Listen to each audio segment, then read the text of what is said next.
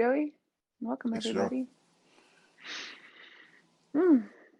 Yeah, it's a real pleasure to be here with you this morning, Dimitri. I think I mentioned to you already, but my own journey with iboga and ibogaine is the single biggest life-changing experience I've had in my life. And Your Face, in a Vice documentary that I watched 6 or 7 years ago, is how I first found out about the medicine. So it's a big full circle moment for me to be here talking to you today. And yeah, I'm really looking forward to it. Great to be here. Thank you for asking. Yeah. Well, I think I'd love to get started just by, if you're open to just orienting all of us, those who are listening. There's folks who are familiar with the medicine, people who, probably know nothing about it. So if there's anything you can maybe just get us started off with, speaking a little about what is ibogaine, what's the difference between iboga and ibogaine, and perhaps how it can be used or is used for folks who suffer with opioid use disorder. Okay, so iboga is to ibogaine what coca is to cocaine. Basically, would be the easiest way to. It's one alkaloid of the plant. Iboga is from Central West Africa, Equatorial West Africa, primarily in Gabon, but also in Cameroon. It is a bush. It does produce fruit, but we're not interested in the fruit. For our conversation, what we're interested in is the root bark. The root bark is, the second layer of the root bark is a psychedelic, very powerful, and has been used in ritual. I think the carbonated evidence goes back 7,000 years, but that's just Westerners putting a ruler on it. It's been used for a very, very long time. So by the indigenous people of that region, a group of very sort of different folks are sort of lumped in as pygmies. They were the first people to use it. There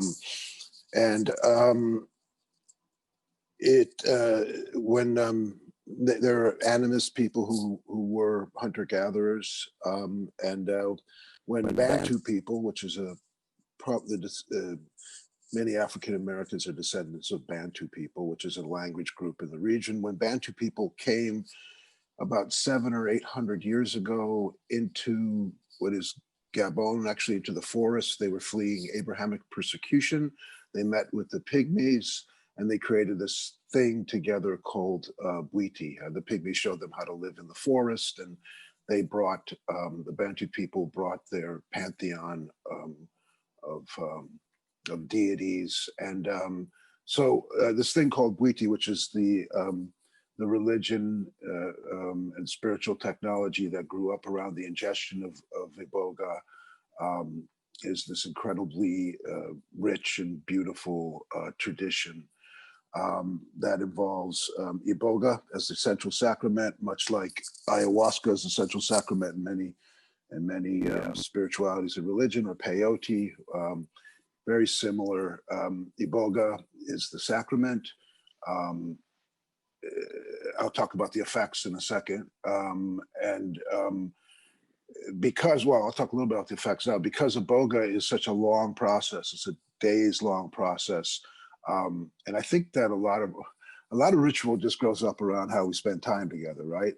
And to mark time, because it's so long, it's a very elaborate process, and because it's African, it's vibrant. Not to take away anything from any any traditions in the Americas or anywhere else, but this is a very sort of loud and moving and music oriented ceremony. And so the idea is that like ayahuasca or like peyote, there's the central sacrament, and then the people who they understand the pharmacopoeia of the surrounding land, in this case, the forest. So all the different plants that are in the forest, and Gabon is incredibly biodiverse. So the plants as sort of a pharmacy, and then performing arts as healing art. So dance and song as part of the healing process. Iboga lasts, you know, some people say, you know, you Google it and they'll say 3 days. It's not always 3 days.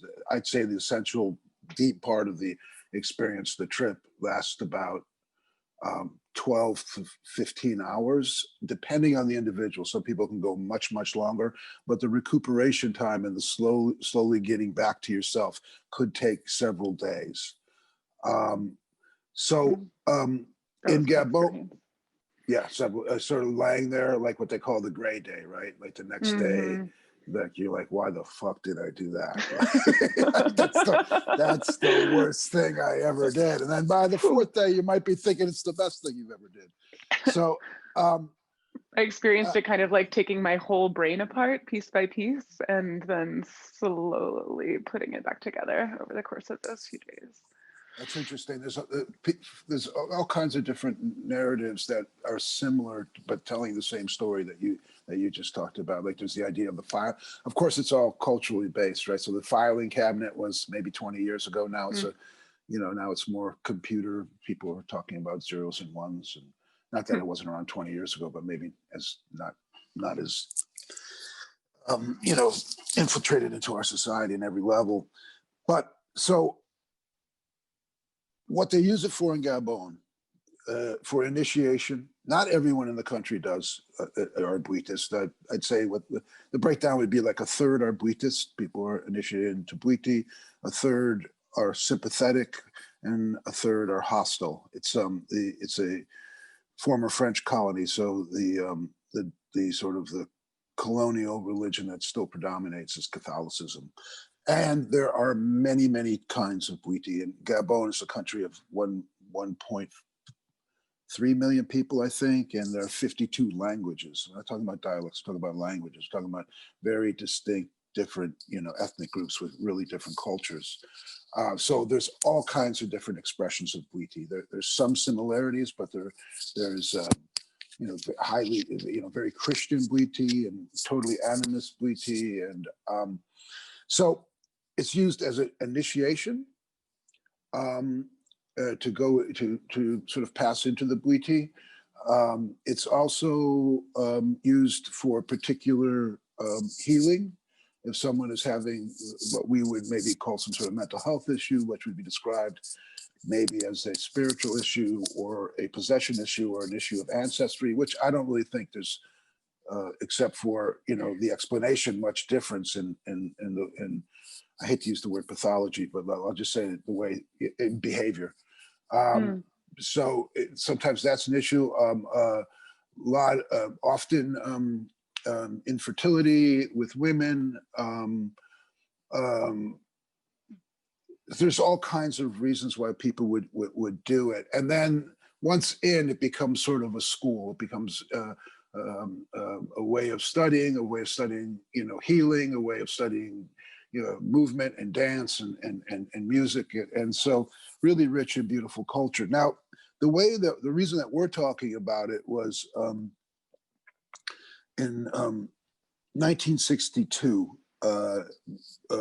My friend and teacher, the late Howard Lutzoff, was a 19-year-old film student in the Lower East Side of New York, which was, I guess, in bohemian circles, post-beatniks, like pre-hippie, very fertile ground, especially the Lower East Side. And Howard was, he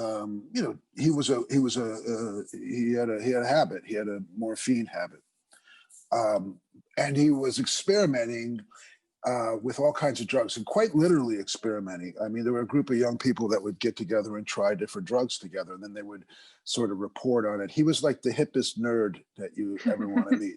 I mean, he had this history. The go-to guy. Yeah, well, and still, even when he got older, when he was an older man, he was just kind of this really beautiful combination of counterculture and total nerd. He would wear a pocket protector and suspenders and a belt. So somebody who lived a very dangerous life would have suspenders and a belt. Was kind of interesting. But Howard, Never know. you never know. Yeah, be careful. Howard, just by some insane set of coincidences, we can call them coincidences, but if you are, well, since we're human and we're creatures of narrative, I think I see other forces or hands at work if you think about the odds of this happening. So in 1962, when virtually no one knew about Ibogaine in the West, there's been a couple of examples of in France, for instance, they were using it, Ibogaine, as a stimulant in low doses, but it was basically unheard of in the West. Howard happened to be at a young chemist's apartment, and they're having breakfast, and he just turned around and said to Howard, "Hey, you might be interested in this. Is some really weird stuff. It's called Ibogaine. It's from Africa." And so Howard took it with him. He didn't take the actual drug. Long story short, a few days later, after giving it to a friend of his who woke him up in the middle of the night and said, "We need to," at his parents' house, he was living with his mom in New Jersey. They got a phone call at 4 a.m, and this guy said, "Look, we have to alert Congress. This is a food," and whatever that meant. And and then he told Howard that the onset was about an 8-hour onset. Okay, so you take the drug, and then 8 hours later you'd feel it. So Howard had some appointments to do in Manhattan. He took this medicine, and about an hour later, because that's the real onset, it started to kick in. And he had this incredible and difficult experience walking around. And one of the things about iboga and ibogaine is it's very different from something like ayahuasca or any really of the other psychedelics, in that it produces ataxia, nausea. I mean, you cannot walk around. But I think because he was 19, he was able to sort of move. Wow. And yeah, he was walking through the city, and at one point he turned around and saw 7 of himself that was following him throughout the city. And he actually ended up going into a psychiatrist's office because he had an appointment with his shrink. And unfortunately this is lost, but they recorded the session. Psychiatrists and shrinks love this, always have loved this type of thing. So he went through this day-long trip where he, some really archetypical, visions around his mother, and it was difficult. And he went back home. He took a Seconal, and because he was exhausted, and fell asleep. Thought, I'm never taking it again. The next morning he wakes up feeling really good. Again, that's unusual, but I think the 19-year-old is the big, the age is the big deal here. Walks outside, looks at a tree, which I think is significant because Bwiti is a religion of the trees, and then realizes that he's not afraid of death. And then he takes a few more steps, and he realizes that he is not in withdrawal, and that he is not craving heroin or morphine in that case. And from there, he began to give it to other friends of his in this little circle who were also had a habit, and recorded the results. And that went on for, I think, a summer until they ran out, and then other things happened, and then there's a whole other. It didn't really his involvement in it didn't really pick up again until the early 80s, and then he really propelled the whole movement. He and his wife, Norma Lutzhoff. So I'm just the invisible hand there is, what is the chance that this drug would manifest in Lower East Side of New York, be put into the hands of an active user, opioid user, and not just any opioid user, but this brilliant 19-year-old that was curious, that would write the results down, that would carry this forward. To me, that's sort of a nice creation story, you know, for Mm. the movement. So, and from there, you know, I mean, the results he recorded were pretty similar to what we see. I think about a third of the people didn't use for a long time. And then, so how can it, the final part of the question was, how can it help, right? Or how is it Yeah, or I used? guess now that we're here, like more specifically, if you could speak to like what the mechanics are of how it interrupts opioid dependence. You know, you said that he woke up and realized that he wasn't craving, that he should have been dope sick by that point. What do we know about what's actually happening in the body? So this will be refreshingly brief for me because I really don't know, and and like I don't really care. I mean, it's interesting, but it's not. And I don't think anyone really knows. I mean, what's happening on what's happening in the body, what's happening in the brain. It's not an antagonist. It's not an anti-antagonist. They don't know exactly what's happening. There are some people doing some research on it. It's not a lot of research. But what is clear from observation is that physical dependency on opioids is either greatly reduced, mitigated to a great degree, or absent for the majority of people who do it. And then there is a certain percentage, which I don't know, or some people, maybe most people, maybe don't have a craving immediately following. Now, there's all kinds of different reactions. Howard's reaction, my reaction, and Jennifer, your reaction are our reaction. With the psychedelics, as with all drugs, it's biology, and particularly with psychedelics, it's biography. It's where we are in our biological biography, and where I think, I don't really know, but where we are in our biography in terms of what's going on in our life. So yeah, with me, it's really amazing how everybody has different experiences. I know I'm not a former opioid user. I was using amphetamines and cocaine, and it helped me change my story and my trajectory around that. But I have a friend who was really dying from her relationship with heroin, and her experience was so different from mine during her initiation. She actually like doesn't remember large parts or most of it. Whereas I and like others I've spoken to have had like really big visionary experiences. It sounds like it really shows up differently for different people. It does. And it's important to note that because with ibogaine and then with the other psychedelics, and I work with other psychedelic medicines as well with folks, there's a great danger in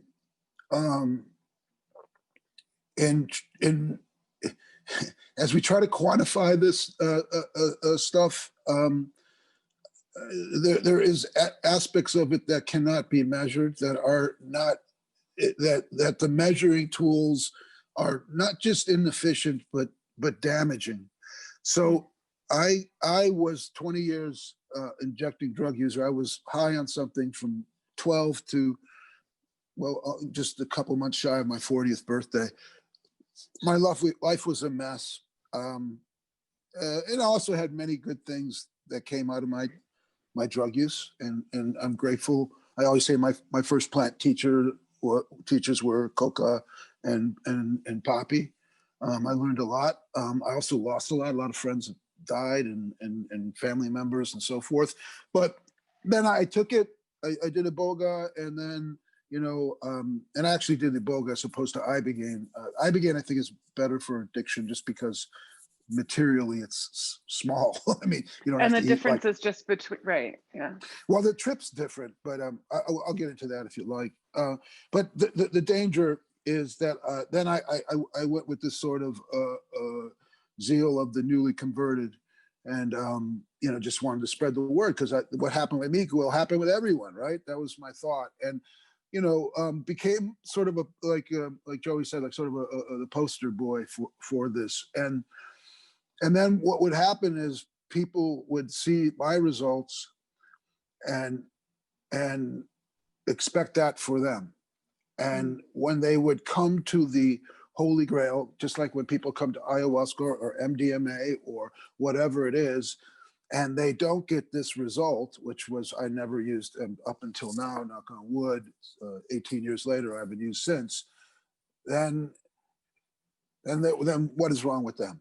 Then there are the shaming as a result of result-oriented quote unquote treatment is devastating. And I think in a lot of ways that I unwittingly harm people. And so I want to be really careful. I call this a harm of reductionism. So it's harm reductionism. We cannot reduce this. We can't reduce we can't reduce the human experience. This is so complicated and complex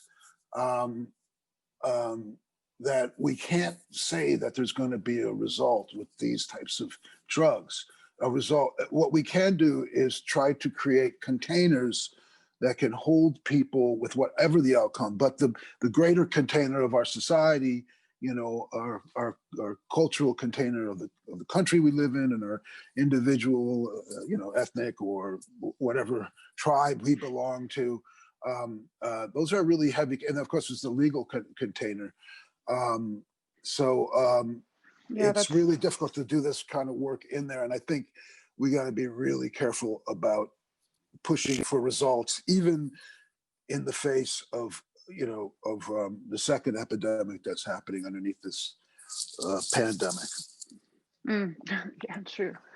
Yeah, and I really want to dig into that. That's really what I'm, you know, hoping that's where I want to go next, is what this idea of results-oriented treatment systems and just how we look at addiction treatment in general as a culture.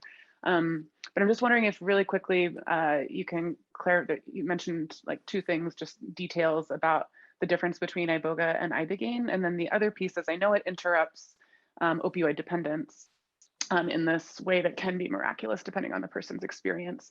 And there's this other piece also of enhanced neuroplasticity. Is that right? And that's a part of what is, I know there's been some studies about 3 to 6 months after there's neuro that people speak of. I can't speak to neuroplasticity. I mean, look, I got a high school diploma. I mean, I'm not really qualified. I can say what I think, and I'm working on an article now about so-called psychedelic research and the so-called science around it. They don't fucking know what's going on.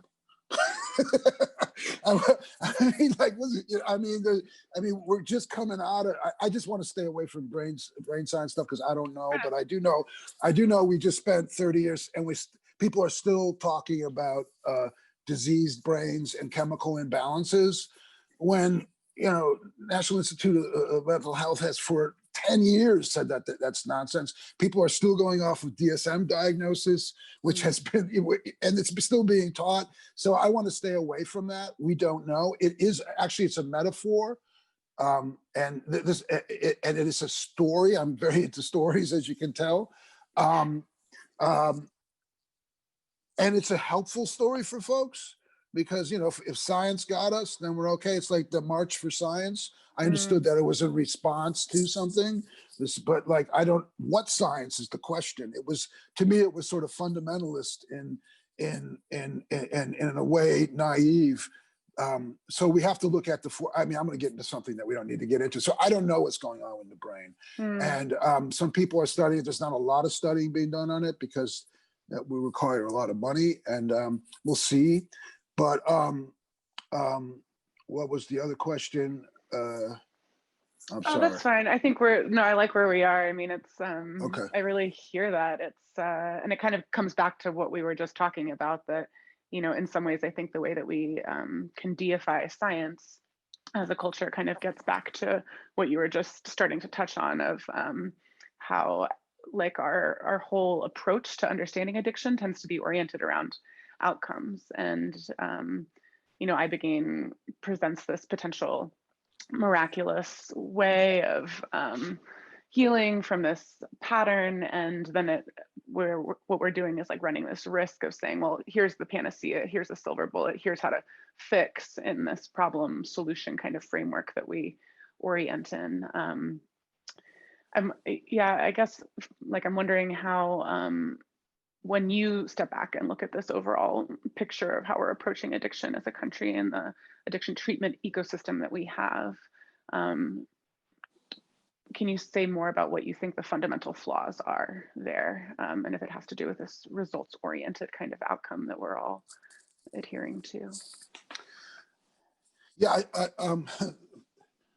I don't know. At this point, I spent so many years and almost went to prison and was convicted, and I gave a lot of my life. And I think what the mistake was that I was hoping to get this introduced into a system that at the core I didn't believe in, and I I don't know what drug treatment is.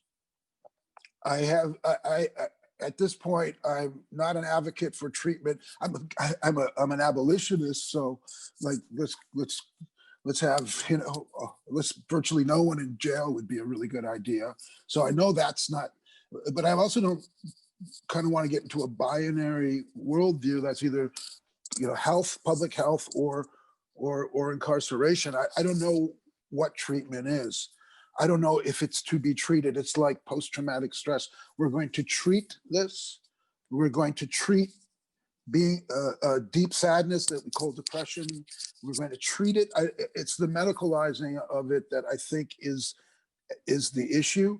And that's about a lot of things. It's about, first of all, it's about getting care to people. I understand that. For instance, as someone who's been in 12 steps and I don't believe I have a disease. I think that's nonsense. But there's something about being with other folks that have had my experience that I choose, as they say in fellowship, to take the rest and take the best and leave the rest, or so you can sort of choose what you'd like to take on. So I understand the need. This piece that we're working on right now about psychedelic research. The phrase we came up with is that we need to be visible in order to be legible, in order to be billable. So we need to say, hey, I got this problem. And then, oh, well, what's the problem? Well, it's a disease. Oh, it's a disease. Then we can bill you. Okay. So that's one of the aspects. And so the pathologizing of virtually everything. And I think there's so much to be said about, like I just said, I mean, there's a reason for folks to come together, and the only way we can do it is through this idea of treatment, through this medical idea, through this pathologizing, unfortunately. So I think it's a real structural issue. I mean, and I believe it is our economy. I mean, our economic system. I believe capitalism is one of the issues, but you can see this sort of hierarchical approach to getting well in all kinds of different societies with all kinds of different economic systems through history. But let's just say that we're living in what I hope is end stage capitalism, and the only way to sort of understand these issues is, or not to sort of deal with them, is in sort of a medical context. And I think that it's like it's not the space for healing. The idea that the psychedelic movement, to understand the container is so strong, this container of sort of results oriented problem solution, linear way of viewing everything. Everything has to be sustainable and growth and sustainability, right? So that gets reflected on the healing process. And then I think that's the issue. How do we open up a space? So someone comes in for an ibogaine treatment and they go through a process, and it could be a lot of things. It could be like just a horrible experience, and they still want to use dope at the end. So what do we do in the psychedelic world? We tell them that there's no such thing as a bad trip. Fucking nonsense. You're gaslighting somebody. You had a bad trip. Maybe this is a place where we can do, at least try to say, we're sorry and we hear you. And maybe there's a place to do some play or some work. You know, play is good too, and sort of honor the person's experience. Someone comes in and they have this amazing cathartic experience where something is revealed to them, or they feel a different way, or they have about themselves or a relationship with a family member of the community, and then they go use in 3 weeks. Is that a failure? I don't think it's a failure. I think that we have to open up the container and say, look, man, this is going to be a time that we're going to honor you. And that's the beautiful thing about psychedelics, which is the exact opposite of the way the movement is being pushed. They want it for MDMA, they want to have like a protocol with a certain amount of steps that's going to work for everybody. And it's going to be done in 4 weeks. So you can go through intense fucking pain. I mean, you have post-traumatic stress from fighting in a war where you saw your friends hurt and you maybe hurt somebody and you feel terrible about that. This is not about ending that experience. We want to relieve people's suffering, but we're not going to do it in 4 steps by using MDMA and this clinically approved process. It doesn't work with psychedelics. It's not going to work without. It didn't work without them. It's not going to work by just simply inserting it. So the idea with ibogaine is we're just simply going to insert it into this structure. The structure, the best thing about the system right now is people can rest. And that's it. When a friend By going to of mine, rehab, you mean? Like you get the 30 days of relax. 30 days because it's the insurance. You all know this because you're probably a lot of practitioners here. But like, that's the best thing. Why don't we just say that? We're going to take a break. A friend of mine, I know that the structure doesn't work, but I wanted her to go and take a rest. 1, because she needed it, her body needed it, her spirit needed it, she just needed to eat. And 2, I wouldn't have to worry about it for a month. It's like, it's just put off to the side. But why don't we just say that? Like, we really don't know. We don't know. I mean, sure, I don't know what the politically correct word for a term, but replacement therapy might not be the right way to say it now. I don't know but like that's medication-assisted treatment, yeah.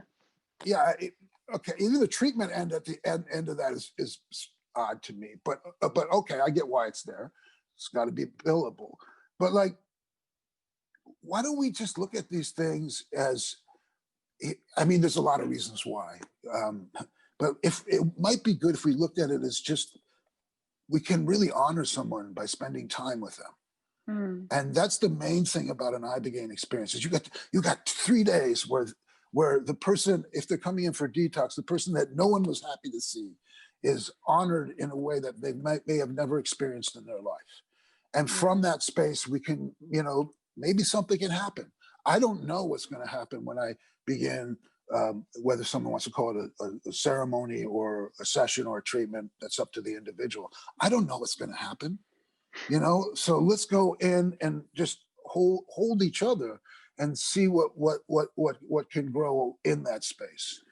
And that's the difference. This is about actually time, because time is billable, and we all know that, and we all got to be paid. And I said, I don't know why we don't do that. Let me back up. Why we don't do this is because first of all, people are it's difficult because we're worried that our friends and family and ourselves are going to die. So when we're talking about opiates, that's a big thing. So it's difficult. And then there's this artificial time shortage, this manufactured shortage of time, and I don't know how to crack that nut, except for just to do it. The whole system that you're describing, Yeah. Yeah, it's connected to this problem solution framework that we find ourselves in as a culture, that time is always short, and that there's always a problem solving kind of gymnastics that is going on, that takes us out of the complexity of the experience that you're describing. Yes, and there was, so like, if you take 12 steps, the beauty of 12 steps is that there's a lot of time. I mean, there's 3 to 4 minute shares for a reason. Right? but there seems to be like this, people say, we wish you a slow recovery. So there is this time element. So people give their time.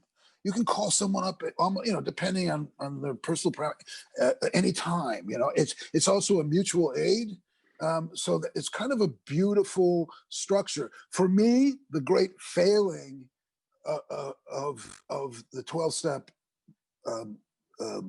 model is that in order to become visible and legible, they had to ask the doctor's opinion. For those who know the big book, the doctor's opinion is basically a doctor saying, we don't know what the fuck to do. So, I mean, they could have had the plumber's opinion, but that wouldn't have made it like a billable or legible to folks. So when they say that this is, and actually Bill W.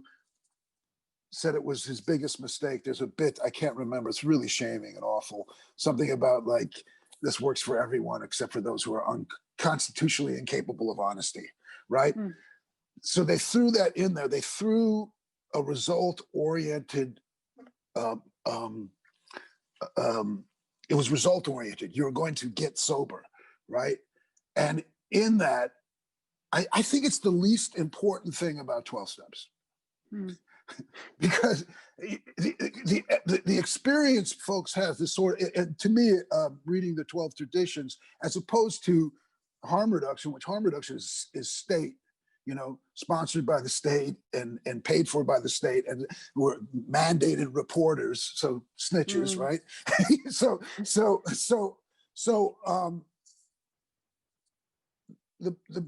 The beauty of that, the 12 traditions is actually sort of an anarcho-communist, in my interpretation. It's a spiritual technology. It is, and the traditions themselves is also, we could draw on the traditions in some uses of psychedelics, which is something that I'm interested in. Make it non-professional, have leadership roles revolving, take no outside contributions. I would at some point maybe spend a summer in Portugal. I got to go someplace where I won't get locked up to do it, and see if we can do some kind of experiment around that. I'm sorry, don't ask me a question because I'll just talk. Oh, you're great. I'm loving everything you're saying, Dimitri. It's bringing up for me, when we first started the organization that I'm working with, SeekHealing, the reason why we called it SeekHealing, then the original tagline was Seek Healing, not a cure. And I'm just so, fascinated by how do we create this paradigm shift where we just fundamentally start to think about wellness and healing differently, because it's like every time, every moment of trying to help another human being who's on a journey, we tend to skip over the complexities that you're talking about, this basic understanding that abstinence or one way of showing up, or having a certain outcome for recovery is just not, it's going to look different for every person, and the journey of how that person or just the journey that person is going through is valuable in and of itself. So I get fired up in a similar way around this idea that we are continuing to ask each other and hold each other to these standards of what it looks like to be a healthy, happy, productive citizen, rather than what am I working through in my life, and what am I healing towards, and how is that just inherently valuable both to myself and to my community. You said productive, and I think that's, you look at modalities after the Second World War, cognitive behavioral modalities and stuff like that. And the idea was these guys were, whatever we call it trauma now, they called it shell shock or whatever then. The idea was to get them back to being productive. Mm-hmm.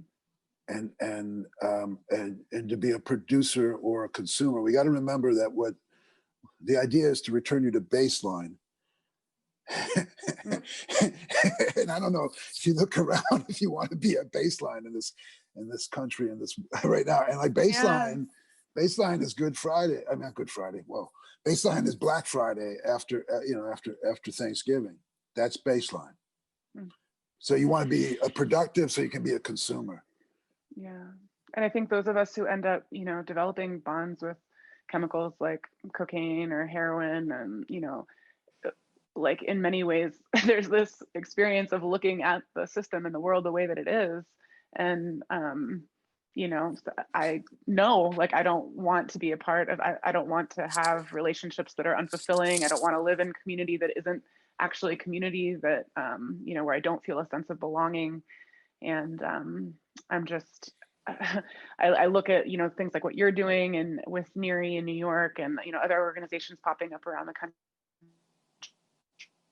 Yeah. Like, how can we just start having a different experience of life that's not so oriented to what we should be doing? Or and this reminds me actually of something I wanted to share with you or hear your thoughts on. But when I mentioned earlier that I had a friend who, that's how I found the medicine, was helping her find healing, and in a way like attached to the outcome of saving her life, right? I'll fully admit that. I was scared that she was going to die. She'd OD'd several times already. And when the experience was miraculous and transformative for her, she, her first day of ceremony, she was like, you know, rail thin. She was still injecting like moments before we got her on the plane to Mexico. And 3 days later, it was just unbelievable to me, just the physical difference. Even it looked like she'd been out in the sun, like her body was different, and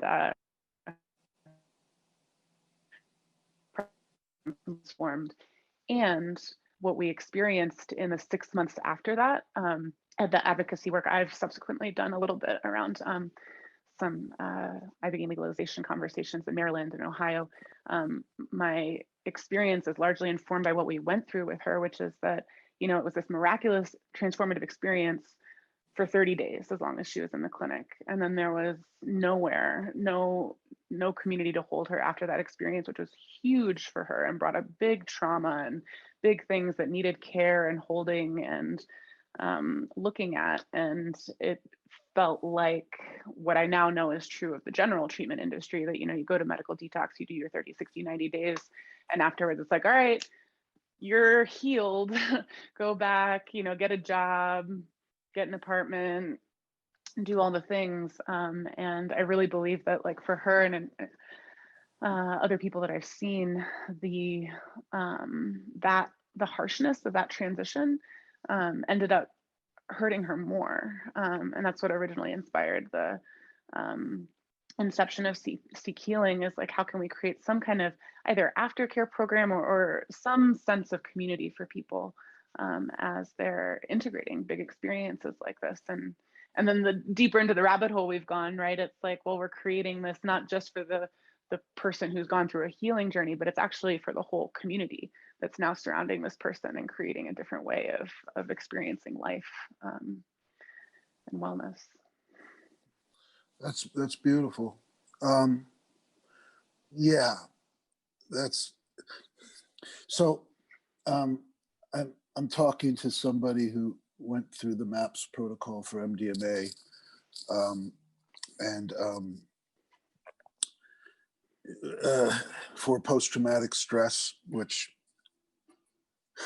the history of that you all should look up. I can't think of the name of the psychologist, a feminist psychologist that wrote about it. I'm blanking on her name, Canadian. Anyways, it's really interesting. History of the way diseases are sort of manufactured.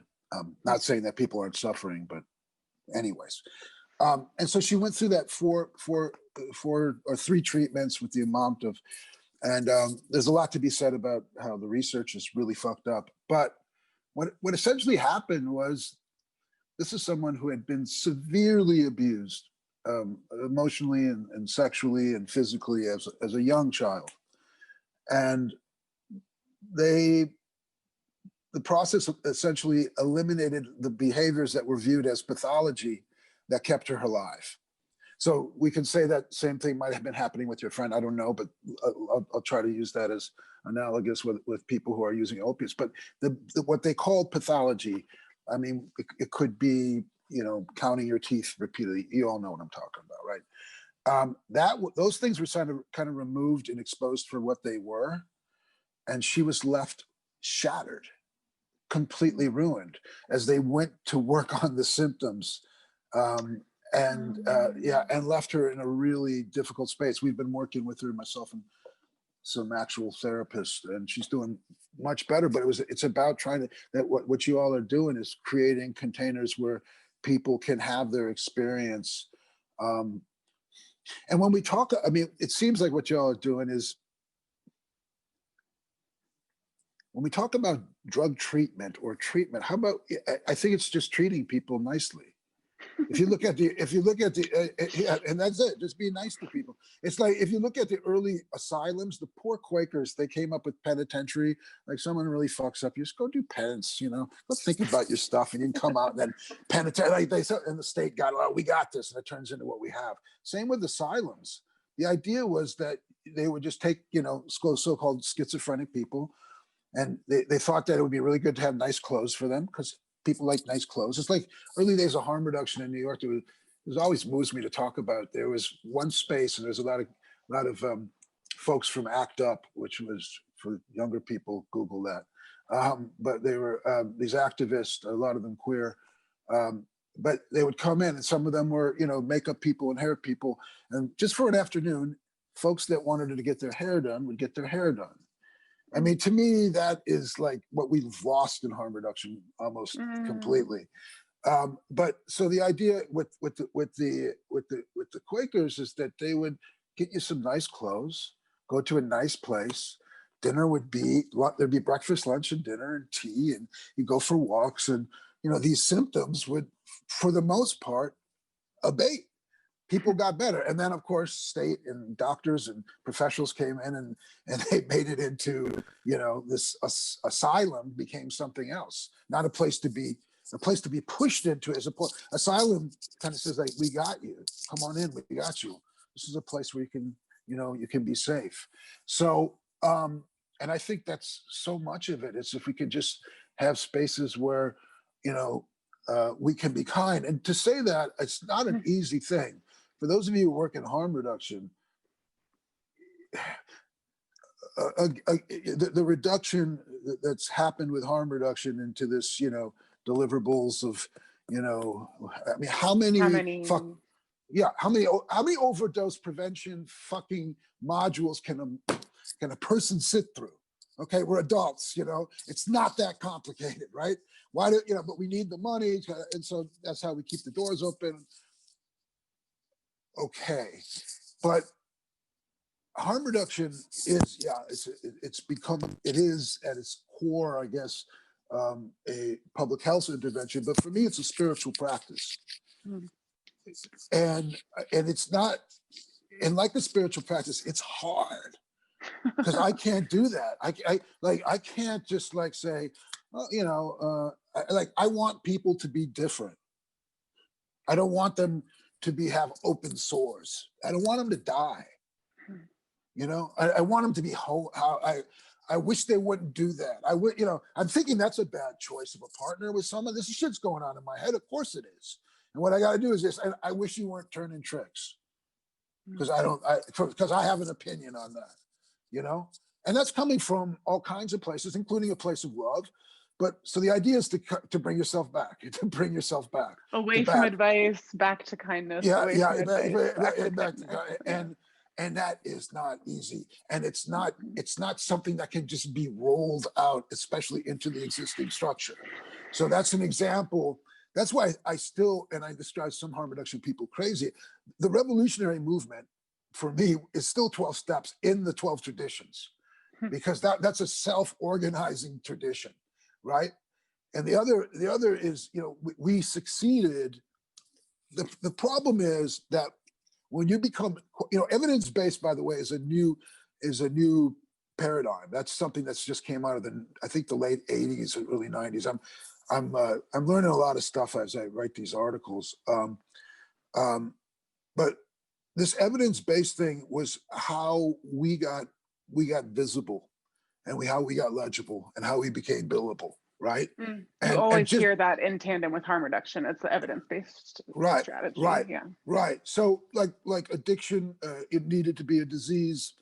Otherwise, we're going to get, they're going to be locked up in the drunk tank, and and so there's good stuff about it, right? No question. But what happens, just like what's happening with the psychedelic movement, is that that science, and God bless science, and ceases to become a tool, and then becomes the thing. Mm. And that's it. Overdose prevention, and we've done really good. Reduction of HIV, we've done amazing. Hepatitis C, we've done amazing. And then that's it. And which all are, I mean, in this case, like, those are hugely important. So how do we find the space where we can do people's hair? Which is really, to me, like at the core of it. Because people who want their hair done anywhere should have their hair done. Emma Goldman said, they say that she said, if I can't dance, you can keep your revolution. There's a famous, that's apocryphal, actually. What? Wow, evolution, it just came up. How the hell did Siri come up with that? Holy shit, that's weird. Okay. It's always listening. Evolution, weird. Okay. Wow. I'll think about that later. But what she said is that all people are entitled to beautiful and radiant things. That's when they told her not to dance at some function. So all people are entitled to beautiful and radiant things. How about if we start at that? That's the beginning, that you're entitled to beauty and radiance. Yes. Entitled to it as a right. A human birthright. Yeah. I couldn't agree with you more, Dimitri. And it's what we're seeking to, as an organization, to do kind of in tandem with more explicit harm reduction services providers, of whom there are several in this town, actually providing Narcan and some more of the evidence-based treatments. My brain is kind of thinking every day about how can we just what's another little experiment we can do where people just feel held and seen. And I'll tell you, it makes for a hell of a journey fundraising, because it's not an easy thing to communicate. There could be, we should talk more. We've got at NIRI, which I work at part-time, we've developed this holistic component. And it happened strictly by accident. And NIRI is New York Harm Reduction Educators, which is a agency in Harlem. One of the oldest harm reduction organizations in this country, I believe. Yeah, and I think we give away more syringes than anyone in the country, I think. And there's been this component that was carried on from the Young Lords. The Young Lords Party was, and the Black Panther Party. Young Lords Party was sort of a sister organization for the Black Panther Party, for Puerto Ricans and other people identified as Latin. So the Young Lords, they started the auricular acupuncture. Now, they don't really get much credit for it, but they were trying to find ways to relieve suffering. They did things like they took over Lincoln Hospital because the emergency room was such a mess. They took over methadone clinics, and then they started providing the 5 points. So that comes from the Young Lords, these revolutionary young people in the 60s who are now old people and who we are working with. So that component, at least in New York, and I think in a lot of harm reduction agencies around the country, is part of the process. That came from community-led, sort of revolutionary folks, and it's continued now 50 years later.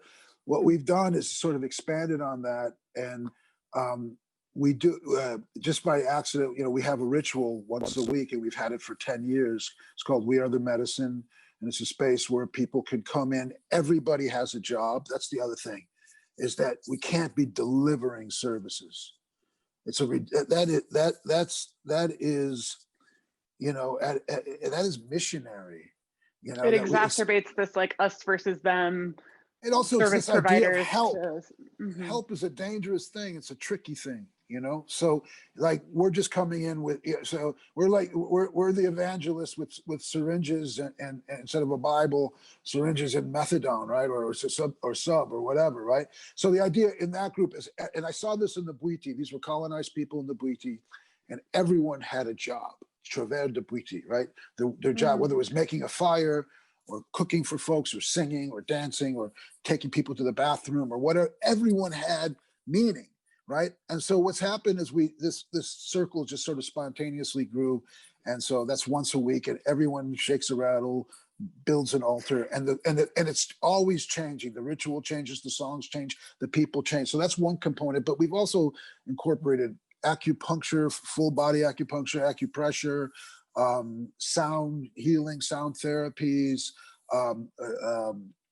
qigong, tai chi, meditation. But what we try to do is have people involved in each one of those, so people become the healer. People learn how to do the auricular stuff. So instead of being the problem, there's somebody who's coming with their talent. So when they come to this, when they come into the circle, for instance, and that we try to have that sort of infect the rest of the holistic model, then have that influence the entire agency, that you're coming as not a set of problems, not a pathology, not a public health issue. You're coming as a human being that has their gifts and you know their pains and their pain in the asses and all the other stuff that human beings are, and that's where we celebrate each other. So, and then what's happened with the holistic component, which was not planned, but just sort of grew, and now it's just part of the organization. Somehow all this has become normative. The smell of sage is normative. The sound of a rattle is normative. People meditating is normative. Some strange religious guy coming in, trying a vegan cookie is normative. I mean, so all of that just becomes part of the space. And I think we need to infiltrate different spaces. I mean, Leonard Cohen said, I forget what song it said, they sentenced me for 20 years of boredom for trying to change the system from within. So I don't know if we can change it, but we can just plant little seeds, and we can make it not boring either. We don't have to be sentenced to boredom as we, you know, for those of you that I'm fortunate enough to be dyslexic, so I can't fill out a job application. So I didn't get punished with school after high school. So for those of you who unfortunately have postgraduate degrees, I think that it's more difficult. For me, I have this sort of privilege of being undereducated that I didn't have a choice but to make some shit up. So and the drugs gave me this 20 years of no mortgage or car payment or anything like that. So I came to it like in a privileged position. Yeah, wow, I appreciate that perspective so much. Yeah, and I feel inspired hearing about the We Are the Medicine circles. As I've already told you, that quote of yours that we use all the time at SeekHealing has been a real kind of like banner to look to. Basti. It's such a pleasure to talk with you, Dimitri. And we need to wrap up. And I'm wondering if I think we still have like 5 minutes or so in this room.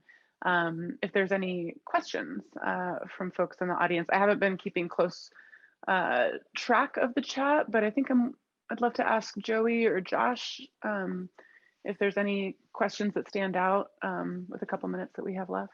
Sure. Thank you all so much for that. It was a really engaging, and I think we all had a lot of snap moments along there. So I'm really grateful for that conversation and to be able to witness it.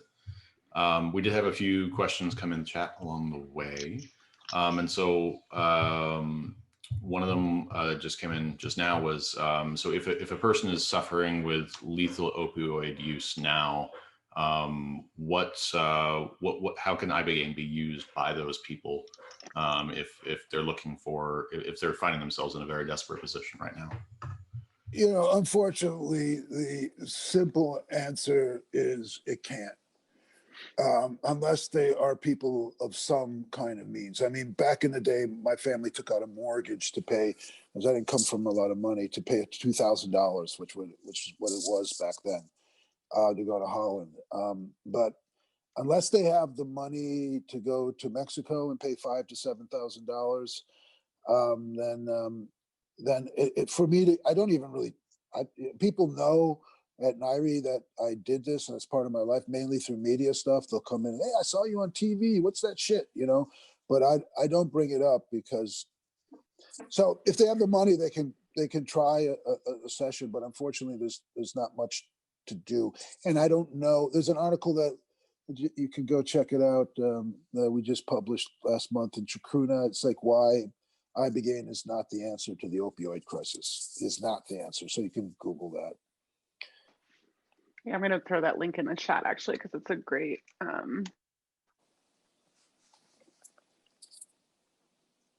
great resource. If you're interested in this conversation and want to continue reading, the article is really well done. Is there anything else, Josh? There were a few that came through, but I feel like we ended up covering them in the conversation itself. Okay. Anyone got a question with Simone's got her hand up. Yeah, Oh, so, yeah. so we're curious if we can find the name of the feminist psychologist that talks about PTSD. Somebody put the She's Canadian. There was a suggestion that might be the book was The Personal is Political by Kate Richmond, Elizabeth Geiger, and Carly Reed. No. Okay. Oh gosh. That's all right. If you remember it, you can just text it to me, Dimitri, and we can share it with everybody. Okay.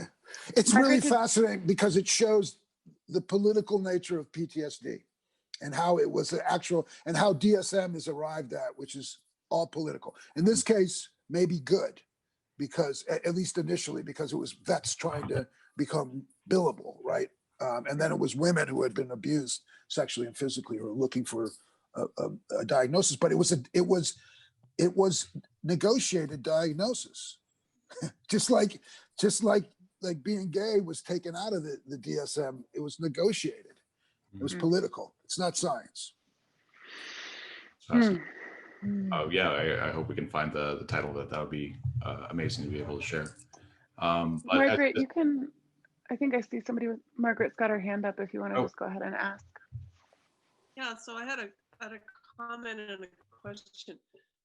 So the comment is that I went to some clinic and I'm on the West Coast that is trying to use MDM and various things for trauma repair, and one of the people in the audience asked a question about, so when do we get insurance to cover this? And it just makes me really wary when it's suddenly like we're talking about medicalizing and this is a prescription, and I think it's totally a setup for failure because it's not, it isn't part of a ritual.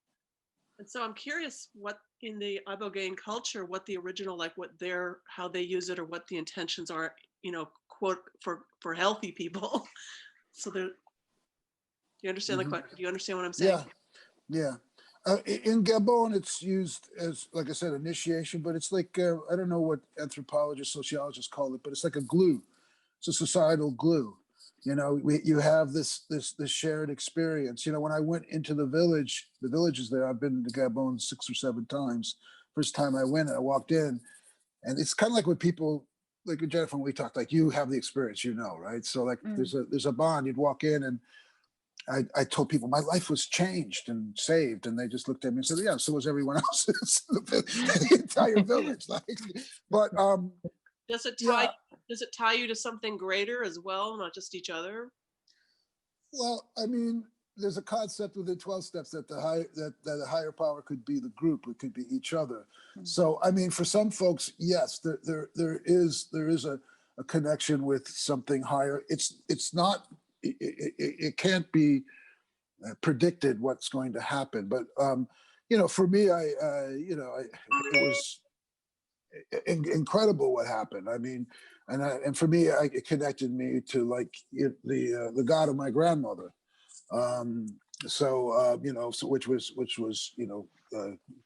Which is JC. So and that's an experience that I've heard others have as well. I shared that as well during my experience, a deeper connection to my ancestors, to everyone who's come before me, and then also this experience or sense of what's coming through me in the future. It's like a really incredible way of feeling located in time and space.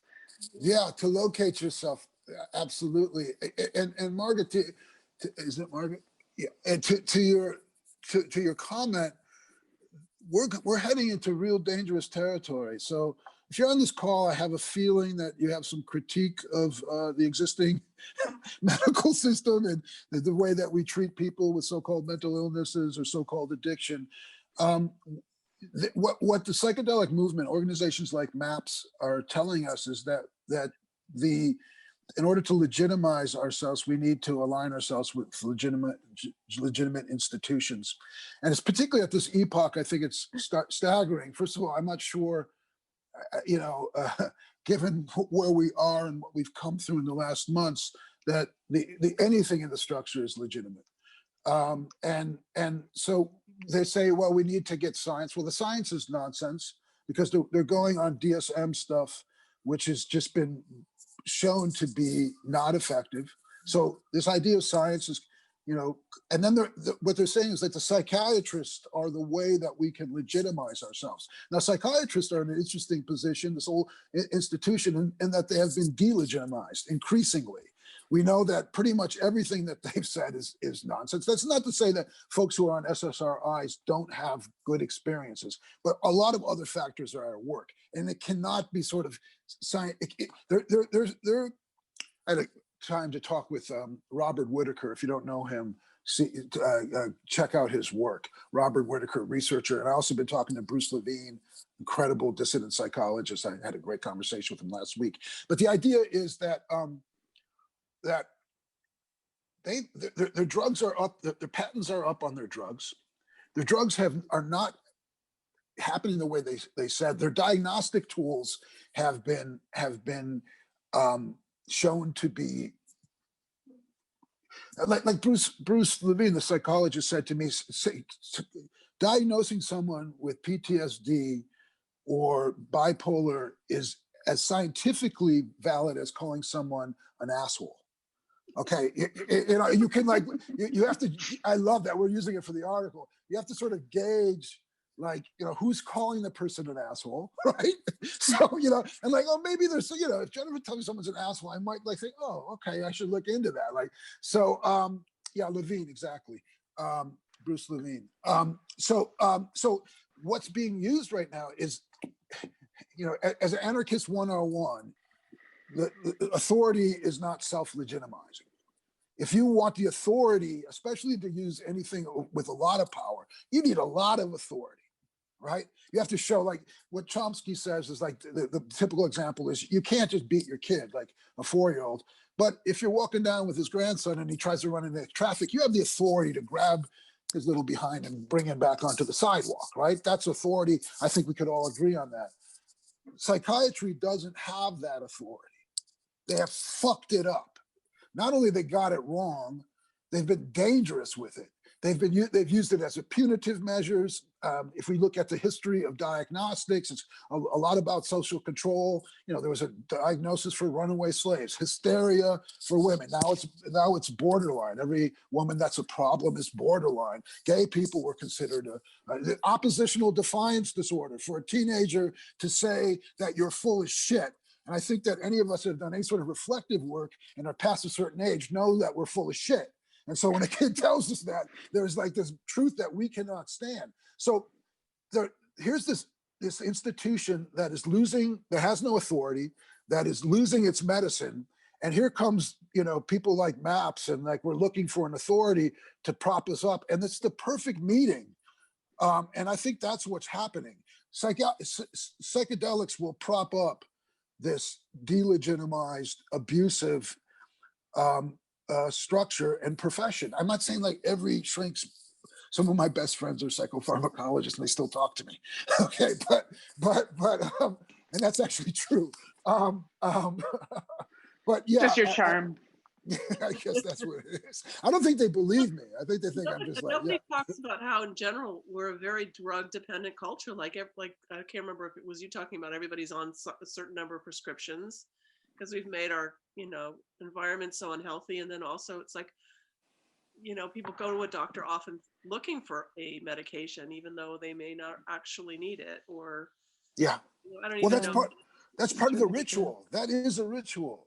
And this has been ritualized, and they are priests. We look at them as priests.